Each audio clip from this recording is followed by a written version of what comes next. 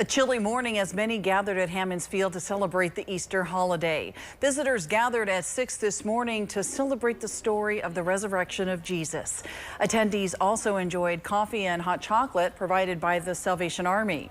The event was hosted by the Springfield Sunrise Celebration team and welcomed people of all faiths to celebrate the holiday. It is a committee of a bunch of different people from a bunch of different churches, and we put this on every year, rain or shine, Easter Sunday, and we're super excited to just celebrate Jesus today.